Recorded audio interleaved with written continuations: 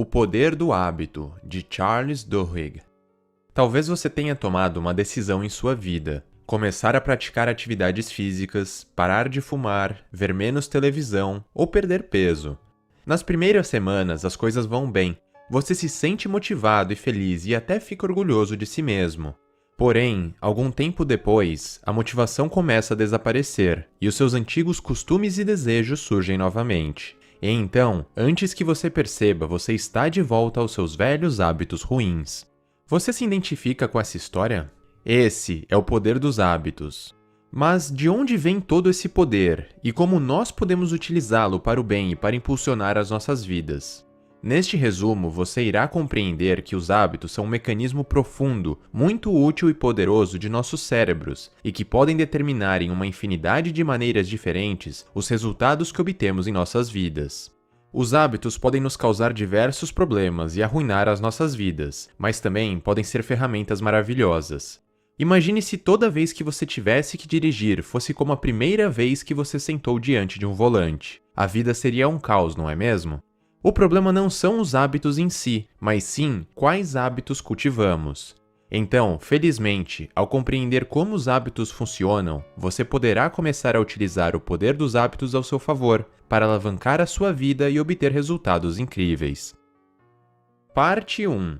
Os hábitos economizam nossos esforços e facilitam nossas vidas. Eles são ciclos simples, formados por uma deixa, uma rotina e uma recompensa.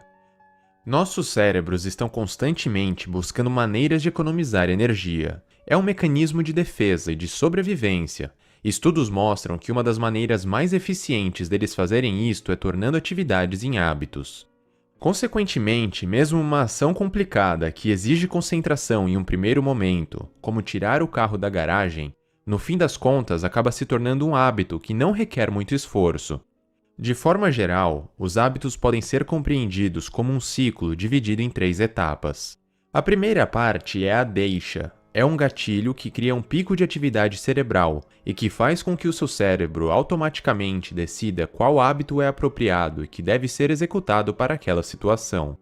Em seguida, vem a rotina, que significa a atividade que você está acostumado a realizar quando se depara com aquela deixa específica.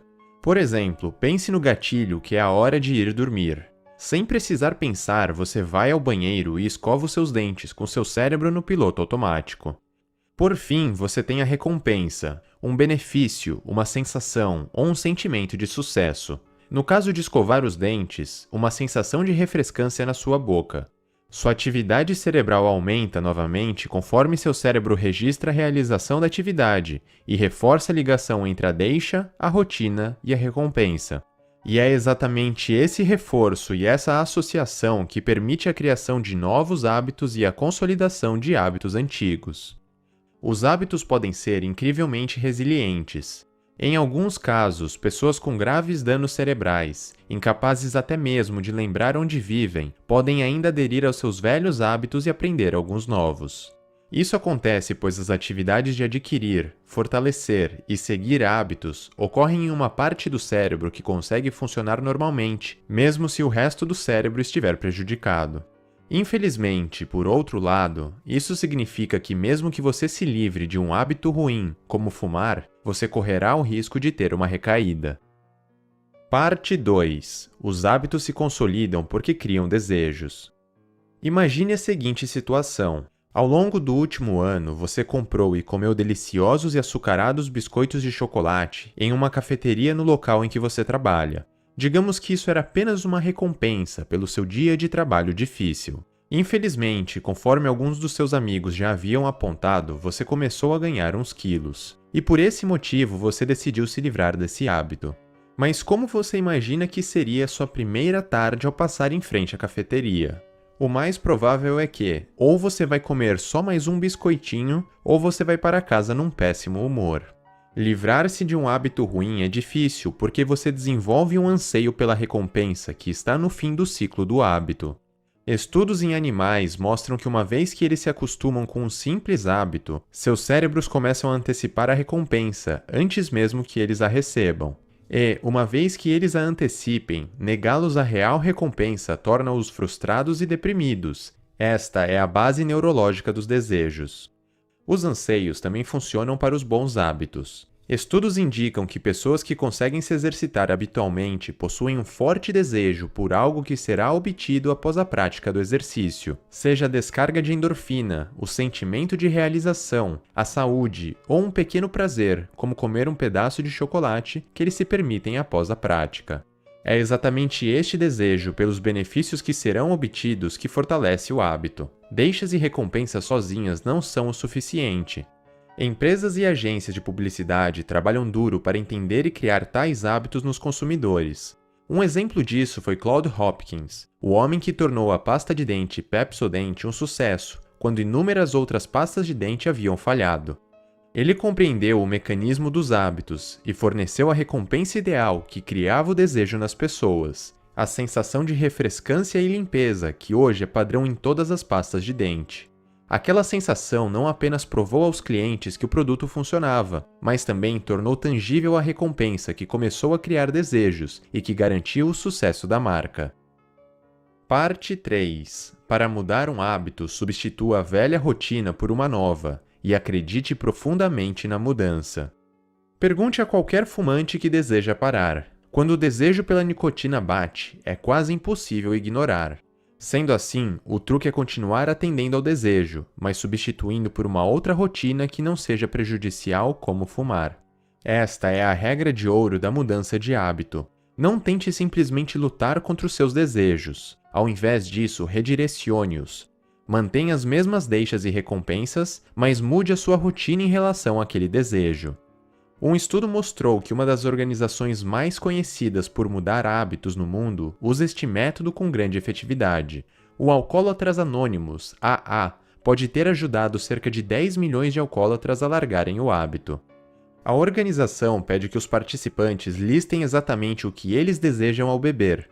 Normalmente, fatores como relaxamento e companheirismo são muito mais importantes, na verdade, do que a vontade de ficar bêbado ou intoxicado.